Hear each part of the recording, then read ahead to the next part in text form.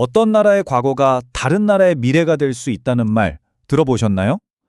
오늘은 바로 이 이야기, 일본의 잃어버린 수십 년이 지금 우리 한국에게 어떤 경고를 보내고 있는지 그 의미를 한번 제대로 짚어보려고 합니다.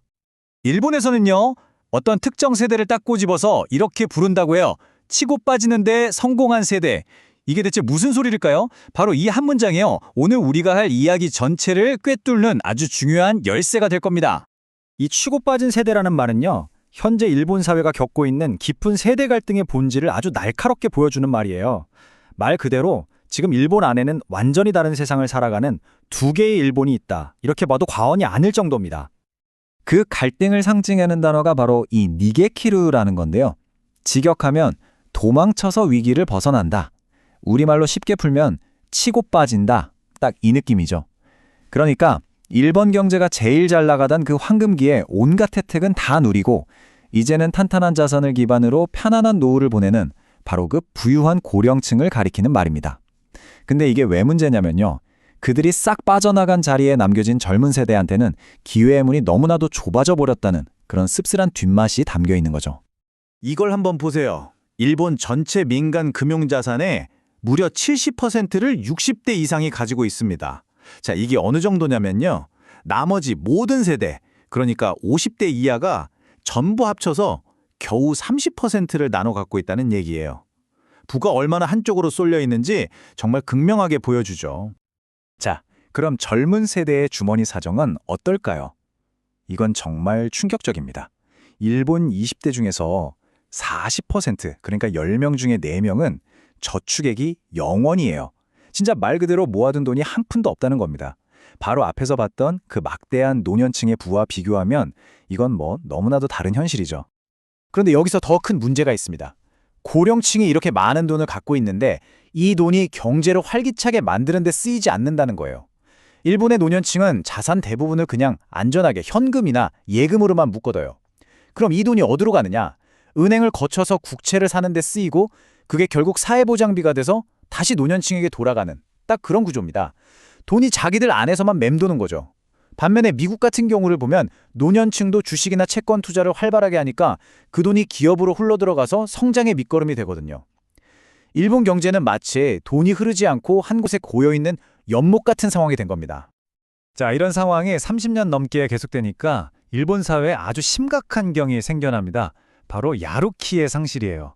야루키? 아마 들어보신 분도 계실 텐데 이게 뭐냐면 활력, 동기, 한번 해보자 하는 그런 의욕을 뜻하는 말이거든요. 일본 젊은이들이 이 야루키를 잃어버렸다는 신호는요, 사회 곳곳에서 나타나고 있어요.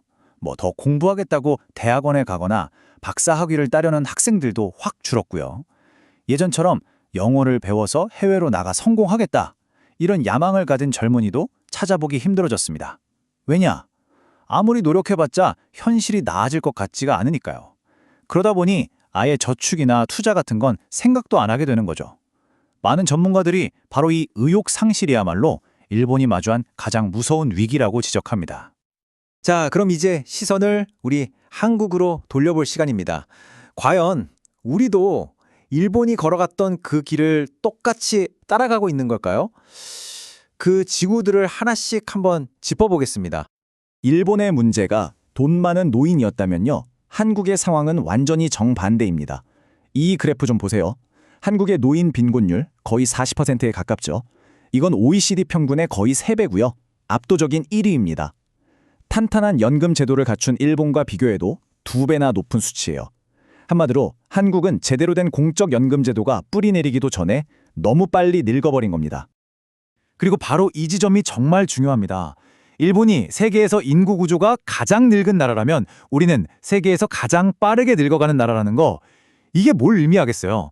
변화에 대비할 시간이 일본보다도 훨씬 더 부족하다는 거죠. 바로 이 속도가 한국이 처한 위기의 핵심입니다. 요즘 뉴스 보면 좀 헷갈리실 거예요. 한국 언론에서는 일본 성장률 한국 앞질렀다 이러고, 일본 언론에서는 한국 1인당 GDP 곧 일본 추월한다 이러거든요. 도대체 누구 말이 맞는 걸까요? 사실 뭐 단기적인 환율 효과나 통계 기준에 따라서 보면 둘 다 틀린 말은 아니에요. 하지만 이런 단기적인 비교는 더 큰 그림을 놓치게 만듭니다. 가장 중요한 진실은 뭐냐? 두 나라 모두 이제는 피할 수 없는 구조적인 장기서 성장 시대의 민턱에 들어섰다는 겁니다. 그렇다면 이 저성장이라는 거대한 파도 앞에서 우리는 어떻게 해야 할까요?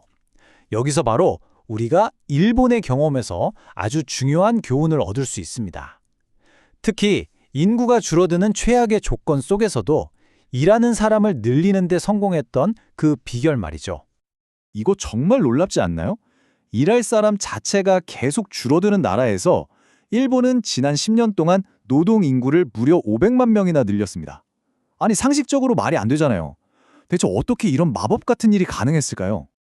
일본의 전략은 크게 세 가지 축으로 움직였습니다. 첫 번째, 우모노믹스.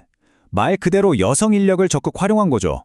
보육시설을 대폭 늘리고 기업들에게 여성 관리자 비율 목표치를 주는 식으로 여성들이 일터로 나올 수 있게 길을 터줬습니다. 두 번째는 고령자 고용. 정년을 사실상 70세까지로 늘려서 경험 많은 노년층이 계속해서 일할 수 있는 환경을 만들었고요. 마지막 세 번째는 외국인 노동자입니다. 새로운 비자 제도를 만들어서 숙련된 외국인 인력을 적극적으로 유치한 거죠. 자, 그럼 이제 다시 한국으로 돌아와서 일본의 이런 경험들을 거울 삼아서 우리가 가야 할 길이 한번 찾아보죠.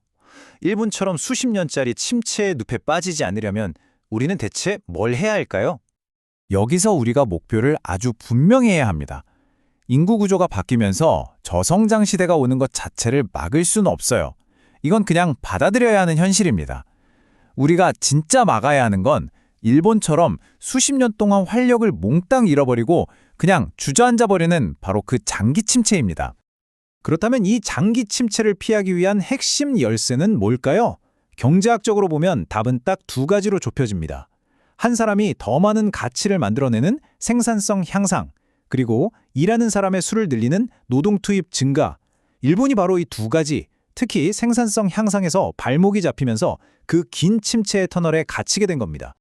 생산성을 높이려면 뭘 해야 할까요? 이창민 교수는 교육 시스템부터 뜯어 고쳐야 한다고 아주 강하게 주장합니다. 지금 한국의 모든 경쟁은 오로지 좋은 대학, 좋은 직장, 이런 국내용 성공에만 맞춰져 있다는 거죠. 이건 글로벌 경쟁력과는 아무 상관없는 우리끼리의 소모적인 경쟁이라는 거예요. 이런 틀에서 벗어나서 세계 무대에서 통할 수 있는 창의적인 인재를 키워내는 방향으로 교육 패러다임이 바뀌지 않으면 장기적인 생산성 향상은 꿈도 꿀 수 없다는 아주 뼈아픈 지적입니다. 결국 마지막 질문은 이것 하나만 남습니다. 과연 우리 한국은 일본의 잃어버린 수십 년이라는 그 값비싼 경험에서 교훈을 얻어 새로운 길을 찾아 나설 것인가? 아니면 그들이 걸었던 길을 똑같이 반복하게 될 것인가? 그 선택의 기로에 바로 지금 우리가 서 있습니다.